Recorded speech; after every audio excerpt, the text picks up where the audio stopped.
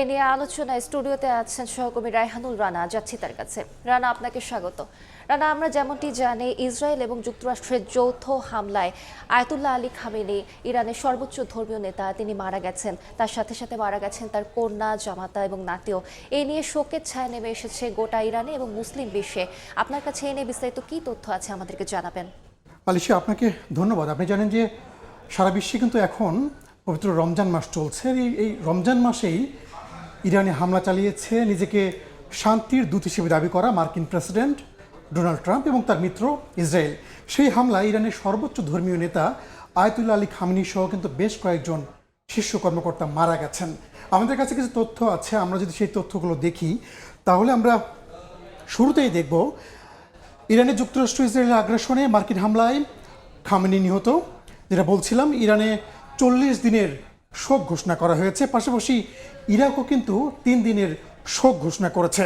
এছাড়াও আপনি জানেন যে ইরানে যুক্তরাষ্ট্র শুধুমাত্র সামরিক স্থাপনাতেই হামলা চালায়নি, তারা একটি স্কুলে হামলা চালিয়েছে এবং সেই হামলায় অন্তত 150 জন শিক্ষার্থী কিন্তু মারা গেছেন, যার কারণে নিহতের সংখ্যা কিন্তু ছাড়িয়েছে 200। আপনি জানেন যে খামেনি হত্যার প্রতিবাদে দেশে দেশে বিক্ষোভ হচ্ছে। শুধুমাত্র ইরানেই না, ইরানিতেও লাখ লাখ মানুষ বিক্ষোভ করছে। পাশাপাশি খোদ যুক্তরাষ্ট্র কিন্তু বিক্ষোভ হচ্ছে। আমরা দেখেছি ভারত, পাকিস্তান সহ বিভিন্ন দেশে এই যে যুক্তরাষ্ট্রের যে আগ্রাসন, সেই আগ্রাসন বিরোধী বিক্ষোভ কিন্তু চলছে। এরপর একটা বিষয় সবচেয়ে গুরুত্বপূর্ণ, কিন্তু পাকিস্তান এবং ইরাকে মার্কিন দূতাবাসে হামলা হয়েছে। ক্ষুব্ধ বিক্ষোভকারীরা আজকে পাকিস্তানে মার্কিন যে কনসুলেট, সেই কনসুলেটে হামলা চালিয়েছে এবং ইরাকেও কিন্তু হামলা হয়েছে। আপনি জানেন ইরাক, পাকিস্তান সহ আফগানিস্তান যে দেশগুলো আছে, সেই দেশগুলো অনেকটা ইরানের দিকে তারা ঝুঁকে থাকে।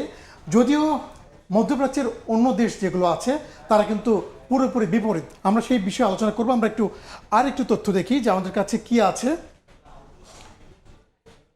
আলিশা, আপনি জানেন যে ইরানের এই যুক্তরাষ্ট্র এবং ইসরায়েলের হামলার পর ইরান কিন্তু বারবার হুঁশিয়ারি দিচ্ছে তারা বিধ্বংসী প্রতিশোধ নেবে। আপনি জানেন যে এরই মধ্যে পুরো মধ্যপ্রাচ্যে থাকা যুক্তরাষ্ট্রের 27টি সামরিক ঘাঁটিতে কিন্তু হামলা চালিয়েছে ইরান, এবং বেশ কয়েকটি মুসলিম দেশেও কিন্তু ইরান হামলা চালিয়েছে। এর মধ্যে সৌদি আরব আছে, আমিরাত আছে, কাতার, কুয়েত, বিভিন্ন দেশে।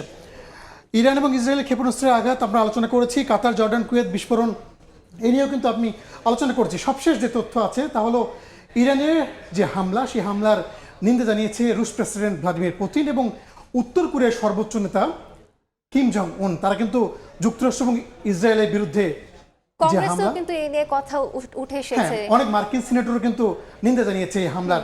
তো এই ছিল আসলে আমার কাছে সবশেষ। আপনাকে অসংখ্য ধন্যবাদ রানা।